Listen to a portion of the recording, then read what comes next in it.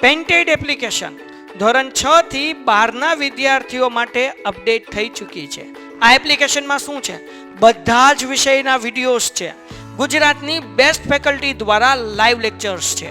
IMP પ્રશ્ન છે, test series છે અને ગુજરાતના તમામ વિદ્યાર્થીઓ સાથે તમે તમારી કમ્પેરિઝન કરી શકો છો. ગેમિફિકેશન છે અને બીજું ઘણું બધું. તો તમે એપ્લિકેશન ડાઉનલોડ ન કરી હોય તો ડિસ્ક્રિપ્શનમાં લિંક આપી છે. હમણાં જ પ્લે સ્ટોર ઉપર જાઓ અને એપ્લિકેશન ડાઉનલોડ કરો. ઘરે બેઠીને સરસ મજાનું ગુજરાતની જોરદાર ફેકલ્ટી સાથે ભણો, સારા માર્ક્સે પાસ થાઓ. બાજરી ઉધી અવાજ આવે છે ને? બરોબર, અવાજ ક્લિયર છે? અવાજ ક્લિયર? હાજી હાજી. હા, ચાલો લેક્ચરની શરૂઆત કરીએ. બધા લોકોનું ધ્યાન અહીંયા રાખજો. લેક્ચરની શરૂઆત કરીએ છીએ.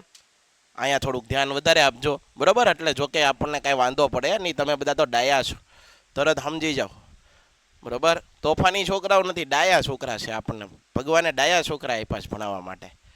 ચાલો મકાઈ વિશે વાત કરીએ.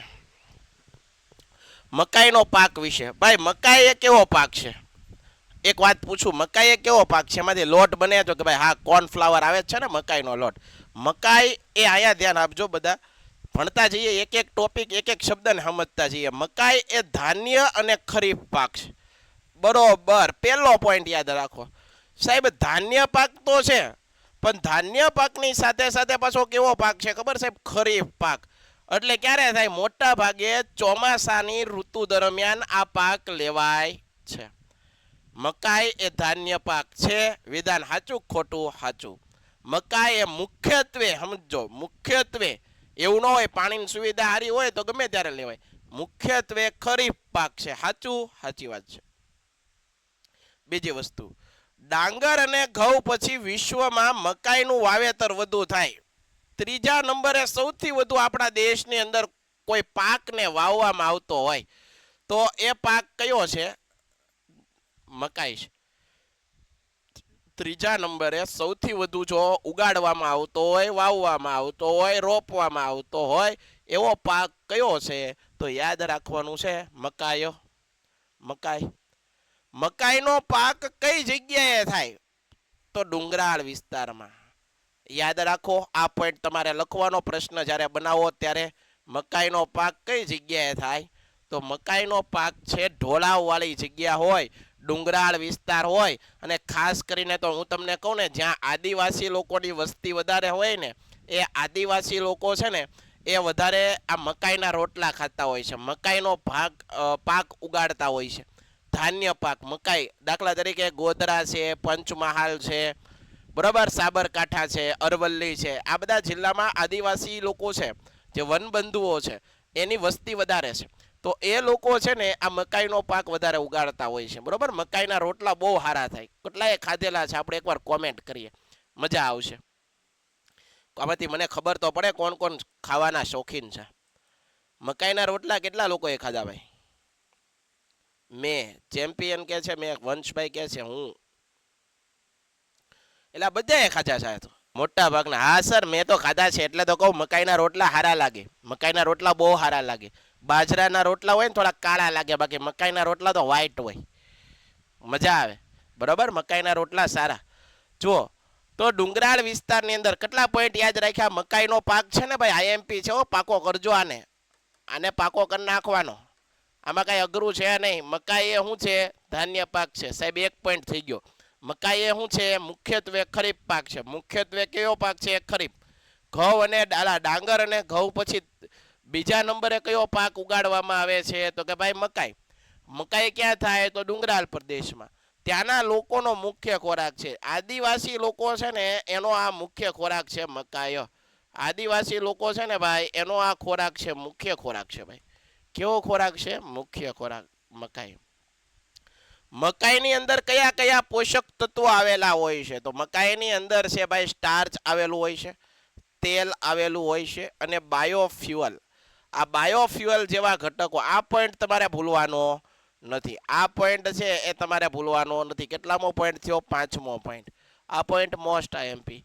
સ્ટાર્ચ છે, બીજું શું આવેલું છે એની અંદર? પ્રોટીન, સ્ટાર્ચ આવેલું છે, તેલ છે, પ્રોટીન છે, બાયોફ્યુઅલ. આ બાયોફ્યુઅલ એટલે શું ભાઈ? એક પ્રકારનું જૈવિક બળતણ. એનો ઉપયોગ બળતણ તરીકે થાય પણ પર્યાવરણને નુકસાન ન થાય. આના કારણે એનો ઉપયોગ ઉદ્યોગ તરીકે પણ થાય છે. બધા લોકોના હાથ ઊંચા છે. મારો અવાજ નથી આવતો કે દેખાતું નથી? તો બેટા બધું જે આ બુક તમને કરાવી છે, આપણે PDF તમને મોકલી છે, એ બધામાં એકવાર નજર ફેરવી નાખવાની બરોબર. અને પછી પરીક્ષા દેવા જવાનું કોન્ફિડન્સ સાથે. જે આવડે એ પહેલા લખવાનું, વ્યવસ્થિત લખવાનું, અક્ષરો સારા કાઢવાના બરાબર. આ બધી નાની નાની વાતો છે ને એ તમારા માર્ક સારા આપશે. તો જુઓ, મકાઈના પાકને હવે પૂરો કરીએ આપણે ઝડપથી. ઔદ્યોગિક પેદાશમાં એનો ઉપયોગ વધી રહ્યો છે. મકાઈના પાકને ઢોળાવવાળી, મકાઈને કેવા પાકમાં સારી થાય? મકાઈ છે એ ક્યાં સારી થાય?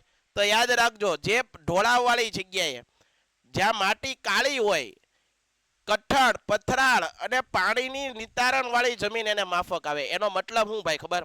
એનો મતલબ હું તમને કહું કે ભાઈ ભેજ ગ્રહણ ક્ષમતા કેવી હોય? ઓછી હોય બરાબર. એવી જમીનમાં મકાઈ સારી એવી થાય. જે જગ્યાએ 100 સેમી કરતા વરસાદ 21 થી 27 સેલ્સિયસ તાપમાન અનુકૂળ ગણાય છે. આ મકાઈનો ઉપયોગ પશુ આહાર માટે, પશુઓ છે, પશુઓ બરોબર, માલઢોર છે એને ખવડાવવા માટે થાય. એ ઉપરાંત જે આપણે પોપકોર્ન ખાઈએ છીએ ધાણી માટે થાય છે. મકાઈના તેલનો ઉપયોગ વધી રહ્યો છે. બધા લોકો મકાઈના તેલનો પણ ઉપયોગ કરી રહ્યા છે. મકાઈ ક્યાં વધારે થાય? રાજસ્થાન, ઉત્તર પ્રદેશ, બિહારની અંદર, મધ્યપ્રદેશ, પંજાબ, જમ્મુ કાશ્મીર, હિમાચલ પ્રદેશ, કર્ણાટક અને આંધ્રપ્રદેશ વગેરેમાં મકાઈનું મુખ્ય ઉત્પાદન થાય છે. ગુજરાતની અંદર, આપણે ગુજરાતીઓ છીએ, આપણને ખબર હોવી જોઈએ ગુજરાતમાં કયા વિસ્તારમાં કઈ વસ્તુ થાય. તો ગુજરાતની અંદર જો પંચમહાલ છે, અહીંયા આદિવાસીઓની વસ્તી છે બરાબર. પંચમહાલમાં વધારે થાય. દાહોદની અંદર એ આદિવાસી લોકોની વસ્તી છે. સાબરકાંઠામાં આદિવાસી લોકો છે અને અરવલ્લીની અંદર પણ આદિવાસી લોકો. ટૂંકમાં આપણે એવું કહી શકીએ કે આદિવાસી વિસ્તારો જે છે એનો મુખ્ય ખોરાક છે. એટલે એ વિસ્તારની અંદર આ મકાઈનો પાક વધુ થાય છે. તો મકાઈના પાક આપણે વ્યવસ્થિત પૂરો કર્યો. હવે એના પછીનો નેક્સ્ટ પાક જોઈએ, કઠોળ. સમજો, શાકાહારી લોકો, જે લોકો સી ફૂડ ખાતા હોય, જે લોકો માંસાહાર કરતા હોય બરાબર, અથવા તો શાકાહાર ને માંસાહાર બંને કરતા હોય, એ લોકોને તો પ્રોટીન માટે સી ફૂડ બેસ્ટ છે. પણ જે લોકો વેજીટેરિયન છે, શાકાહારી છે, એવા લોકોને જો પ્રોટીનની ખામી હોય, જો પ્રોટીન જોતું હોય, તો પ્રોટીનનો મુખ્ય સ્ત્રોત કયો છે? તો કે ભાઈ કઠોળ. શાકાહારીઓ માટે પ્રોટીનનો મુખ્ય સ્ત્રોત કયો છે? કઠોળ. કયો છે ભાઈ? કઠોળ. આ પહેલો પોઈન્ટ બધા લોકોને યાદ હોવો જોઈએ કે ભાઈ જે લોકો વેજીટેરિયન છે, શાકાહારી છે, એવા લોકો માટે પ્રોટીન મેળવવા માટે મુખ્ય સ્ત્રોત કયો છે? કઠોળ. ટૂંકમાં કઠોળ ખાવ તમે, કઠોળની કોઈ પણ વાનગી તમે ખાઓ, કઠોળ વધારે પડતું તમે ખોરાકમાં લેતા હો, તો તમારા શરીરમાં પ્રોટીન છે એની ક્યારેય ઉણપ સર્જાય નહીં, ખામી સર્જાય નહીં, ત્રુટિ સર્જાય નહીં. કઠોળની અંદર કોણ કોણ આવે? તો કે ભાઈ તુવેર છે, મગમઠ છે, ચણા છે, ચોળી છે, વાલ છે, વટોણા છે બરાબર. આ બધું એમાં આવે. વાલ છે, વટોણા છે, અડદ છે, કઠોળ પાકમાં આવે. એમાં પણ ખાસ કરીને તુવેર, આ તુવેર છે, અડદ, મગ ને મઠ, આ બધા ખરીફ પાક છે. એનો મતલબ એમ કે એને ખાસ કરીને ચોમાસામાં લેવામાં આવે છે. કોને કોને? તુવેર છે, અડદ છે, મગ અને મઠ એ મોટા ભાગે ચોમાસામાં લેવામાં આવે છે. જ્યારે તમને ખબર છે શિયાળાની અંદર ચણા, વટોણા આ બધું વધારે સસ્તું જોવા મળે. બજારની અંદર ચણા, વટોણા આ બધું વસ્તુ સરળતાથી મળતી હોય છે. તો આ રવિ પાક છે. કેવો પાક છે ભાઈ? રવિ પાક છે. આ કઠોળ કઈ જગ્યાએ વધારે થાય? કઠોળનો પાક ક્યાં સારો થાય? તો સમજો, જે જગ્યાએ વધુ વરસાદવાળા વિસ્તારો સિવાય, જ્યાં બહુ વરસાદ પડે છે એ વિસ્તારો સિવાય લગભગ બધી જ જગ્યાએ ભારતમાં બધી જ જગ્યાએ કઠોળ છે એનું વાવેતર કરવામાં આવે છે, કઠોળને ઉગાડવામાં આવે છે. મધ્યપ્રદેશ, રાજસ્થાન, ઉત્તર પ્રદેશ, મહારાષ્ટ્ર, ઓડિશા, બિહાર, આંધ્રપ્રદેશ વગેરે તેના મુખ્ય ઉત્પાદક રાજ્યો છે. કેવા રાજ્ય છે? ઉત્પાદક રાજ્યો છે. ગુજરાતમાં તુવેરનું વડોદરા જિલ્લામાં, તુવેર ગુજરાતની અંદર વડોદરા જિલ્લામાં વધારે થાય. મગમઠ છે તો કચ્છ જિલ્લામાં, મગમઠ છે કચ્છ જિલ્લામાં. અડદ પાટણ જિલ્લામાં, અડદ છે તો એ પાટણ જિલ્લામાં વધુ થાય છે.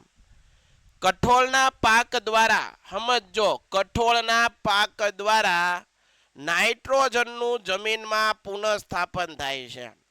કઠોળનો પાક ઉગાડો તમે તો એના દ્વારા નાઇટ્રોજનનું જમીનની અંદર પુનઃસ્થાપન થાય છે.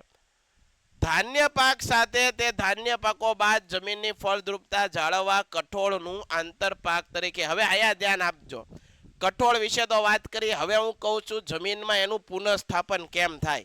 આ વસ્તુ છોકરાઓ નહીં સમજાણી, સમજાવું તમને. ચાલો આયા ભાઈ આવો બધા. ऐसा क्यों होता है?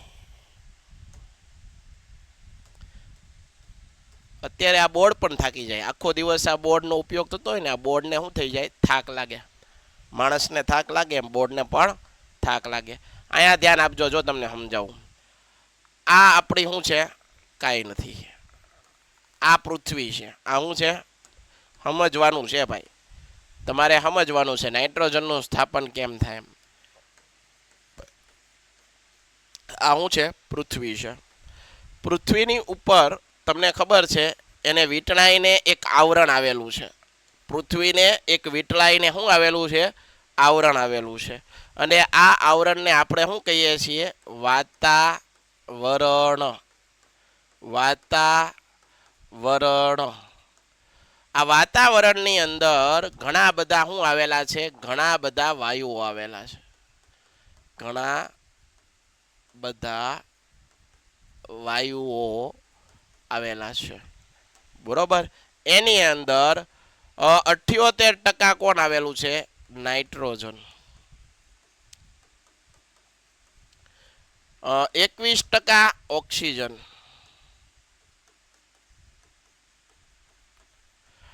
0.03% 0.03% કાર્બન ડાયોક્સાઇડ.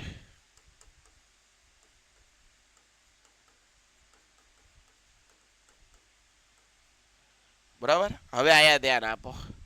હવે દાખલા તરીકે આયા કોઈ માણસનું ખેતર છે, આ મારું ખેતર છે, હાલો ને કોઈ માણસનું કરવા, હું ખેડૂત જ છું. આયા એક ખેતર છે, બરાબર છે. હવે આયા કોઈ ખેડૂત છે, એકનો એક પાક વાવે છે. એક વર્ષે ઘઉં વાવ્યા, બીજા વર્ષે ઘઉં વાવ્યા, ત્રીજા વર્ષે ઘઉં વાવ્યા. હવે જ્યારે તમે કોઈ પાક ઉગાડો છો ત્યારે એમાં જે પોષક તત્વો હોય એ પાકની અંદર, દાખલા તરીકે ઘઉંની અંદર પોષક તત્વ હોય, એ પોષક તત્વ જમીન શું કરી લે? આ જમીન એની હાથે લઈ લે. પણ હવે એક વર્ષ પાક વાવ્યા, જમીનને જેટલા ઘઉંમાંથી પોષક તત્વ જોતા હતા એ લઈ લીધા. બીજા વર્ષે તમે જો પાક એનો એ વાવો, બીજા વર્ષે એનો એ પાક વાવો તો કાંઈ પોષક તત્વો જમીન લે નહીં, કારણ કે જરૂર હતા આટલા લઈ લીધા, બરાબર. પણ એક વર્ષે ઘઉં વાવો, બીજા વર્ષે તમે શું વાવો છો? કઠોળ. બીજા વર્ષે કઠોળ વાવ્યું. તો આ કઠોળ છે ને, જે દાખલા તરીકે આ કઠોળનું ઝાડ છે, બરોબર, આ છોડવો છે, એના મૂળિયા છે. આ કઠોળની અંદર, એના મૂળની અંદર આવી નાની નાની ગાંઠો જોવા મળે છે. પેન્ટેડ એપ્લિકેશન ધોરણ 6 થી 12ના વિદ્યાર્થીઓ માટે અપડેટ થઈ ચૂકી છે. આ એપ્લિકેશનમાં શું છે? બધા જ વિષયના વિડીયોઝ છે.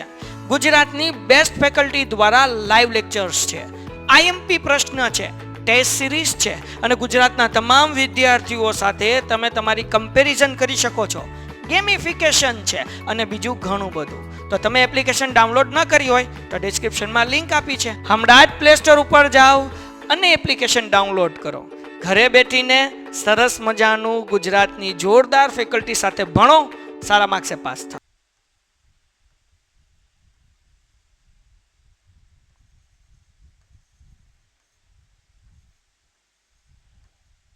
આ ગાંઠોને શું કહેવાય? મૂળ ગંડિકા. અને આ મૂળ ગંડિકાની અંદર એક બેક્ટેરિયા બેઠા હોય. એ બેક્ટેરિયાનું નામ શું છે? રાઇઝોબિયમ.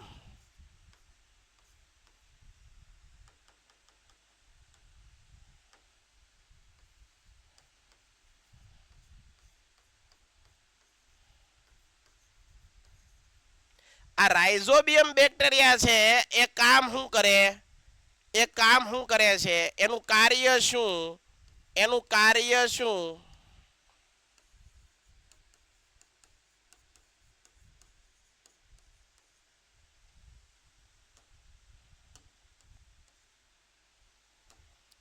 આ રાઇઝોબિયમ નામના બેક્ટેરિયાનું કામ શું છે? વાતાવરણમાંના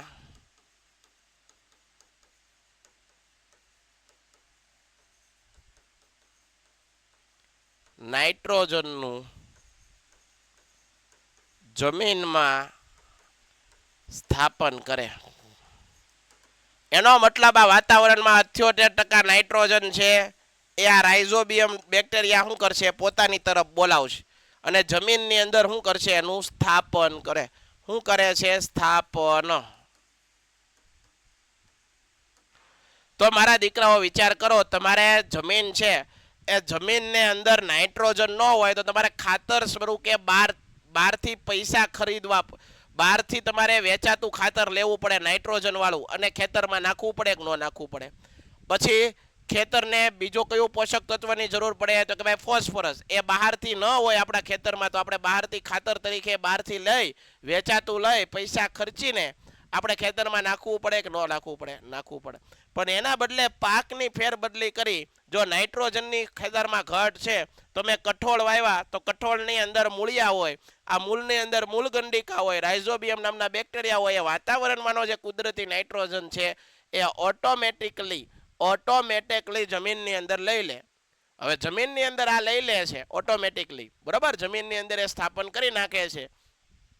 તો દીકરાઓ તમને એટલી ખબર પડે ને કે ભાઈ બહારથી આપણે જે ખર્ચા કરી મોંઘવારીના ખાતરો, બરોબર, કૃત્રિમ ખાતર લાવવા પડે નાઇટ્રોજન વાળા, એમાં તો પૈસા દેવા પડે. એની બદલે આ મફતમાં પાકય થાય છે, નફોય મળે છે અને જમીનને પોષક તત્વો પણ મળી જાય છે. કેટલા લોકોને સમજાણું? ચાલો, તો આ વસ્તુ તમારે સમજવાની કે નાઇટ્રોજનનું સ્થાપન કઈ રીતે થાય. વાતાવરણનો નાઇટ્રોજન જમીનમાં કેમ સ્થાપન થાય? તો કઠોળ વર્ગની વનસ્પતિની અંદર મૂળ ગંડિકા આવેલી હોય. મૂળ ગંડિકાની અંદર રાઇઝોબિયમ બેક્ટેરિયા હોય. આ રાઇઝોબિયમ બેક્ટેરિયા એ નાઇટ્રોજન ફિક્સેશનનું કામ કરે. એનો મતલબ વાતાવરણનો નાઇટ્રોજન છે એ જમીનની અંદર સ્થાપન કરવાનું કામ કરે છે. હાલો આગળ. આટલું જાણવું તમને ગમશે તો ભાઈ આપણે કઠોળ તો ભણી ગયા.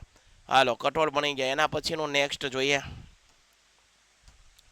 બરોબર, ધ્યાન આપજો. અહીંયા બહુ કામની વસ્તુ છે.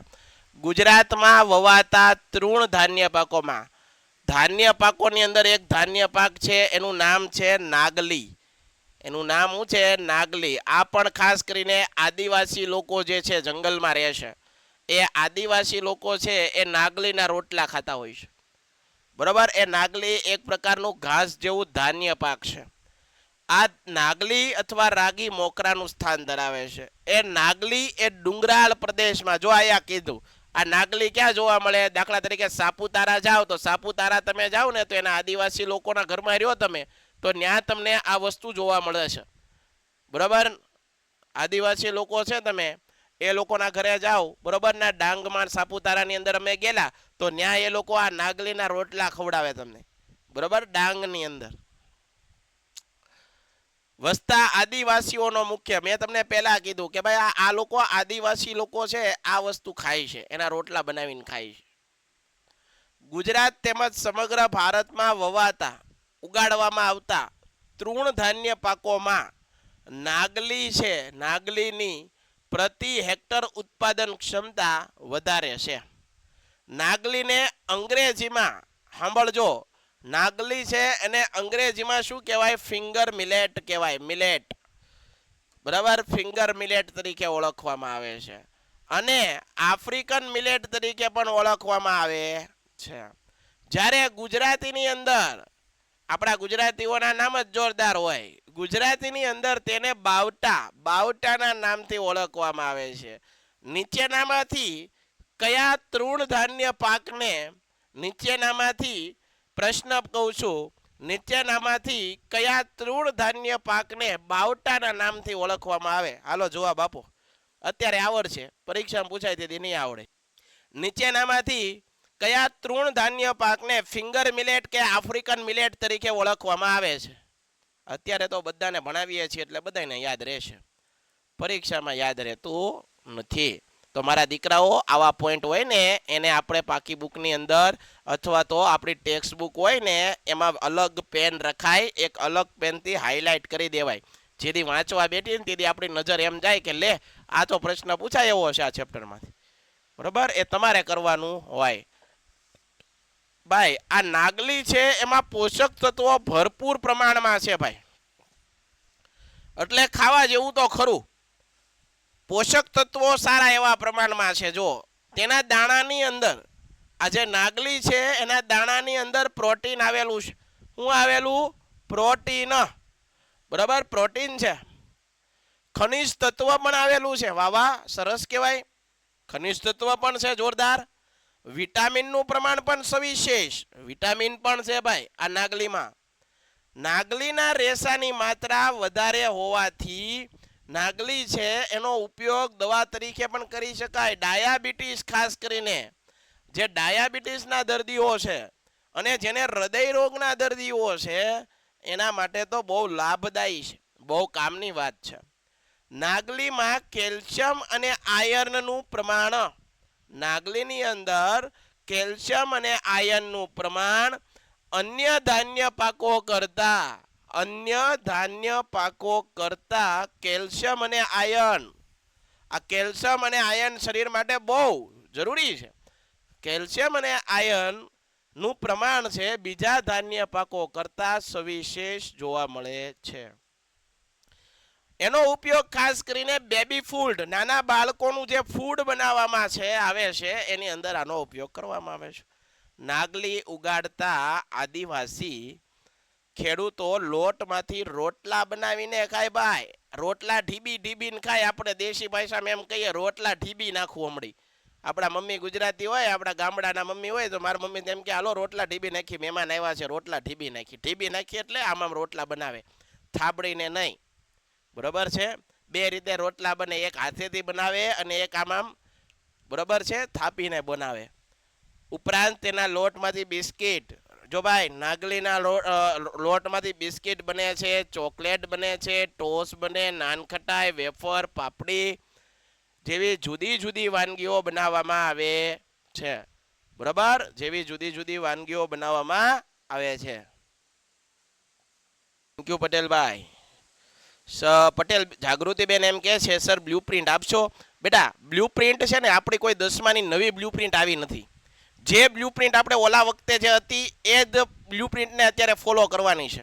કોઈ એવા નવા ચેન્જીસ, આજે જ મેં કોમેન્ટ જોયેલી એટલે મને યાદ હતું કે ભાઈ હું બ્લુપ્રિન્ટ ઉપર કંઈક વિડીયો બનાવું, પણ બ્લુપ્રિન્ટમાં કોઈ નવો ચેન્જીસ નથી આવ્યો. ડન છે, ચેન્જીસ આવશે તો હું બનાવી નાખીશ. અરે નાન ખટાઈ એટલે શું ભાઈ?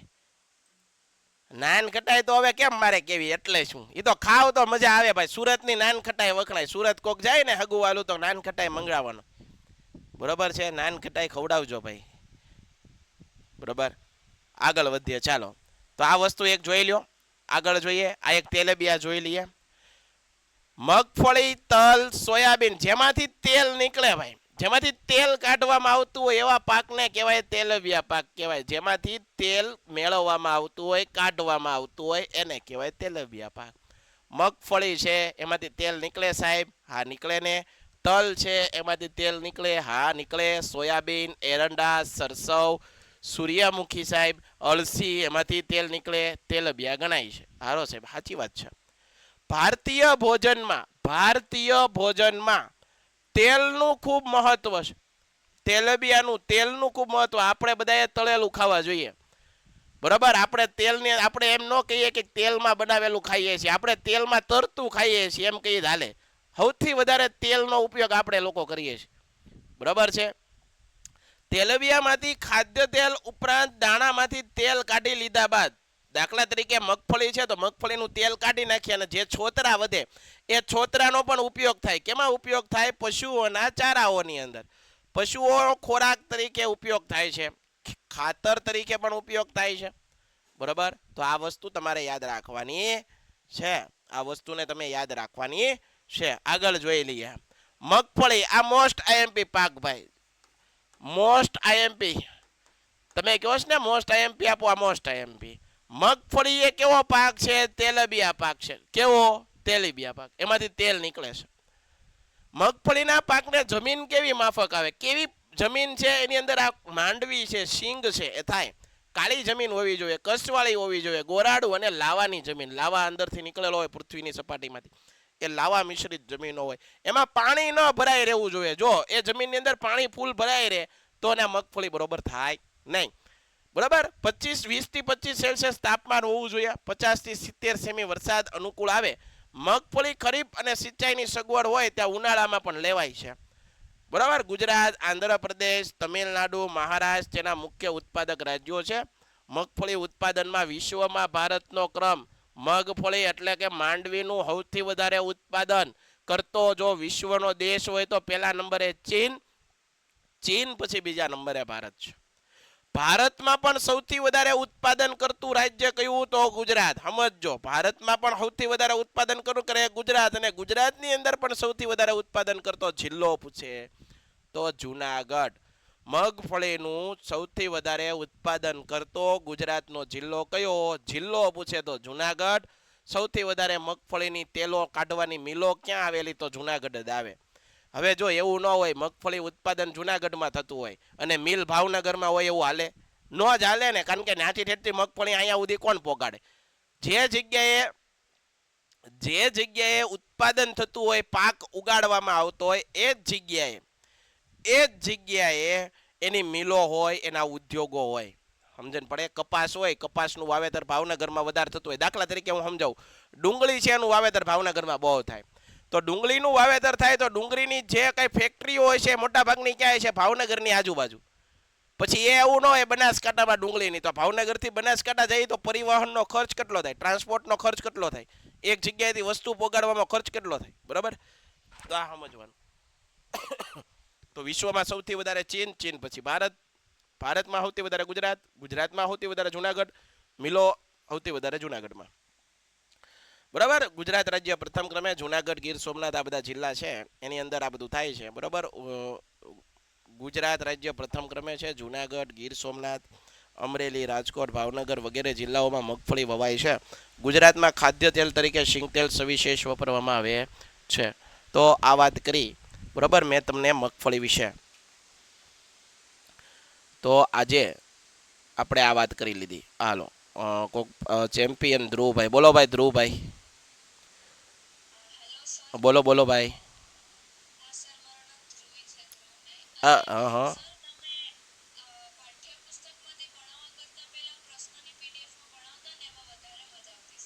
સરસ, થેન્ક યુ બેન, આપણે એ કરશું. અને બેન આ અત્યારે આપણે શું છે કે સિલેબસ પૂરો કરીને મારે તમને પડકારનું રિવિઝન કરાવવાનું છે. તમારી પહેલી પરીક્ષા પહેલા જો હું રિવિઝન નહીં કરાવું તો અઘરું પડશે, બરાબર. આપણે થોડોક સિલેબસ લેન્ધી છે પાછું, બરાબર છે. આજ પૂરતું આપણે આટલું રાખીએ છીએ. ફરી પાછા કાલે મળશું, અહીંથી આગળ વધારશું. ત્યાં લગનમાં જેટલી વસ્તુ કરાવી છે એ વસ્તુ તમારે ધ્યાન રાખવાની છે, બરાબર છે? પાક્કું છે? તો ચાલો, જય હિન્દ, જય ભારત, ધન્યવાદ. ભારત માતા. Painted, Painless Learning.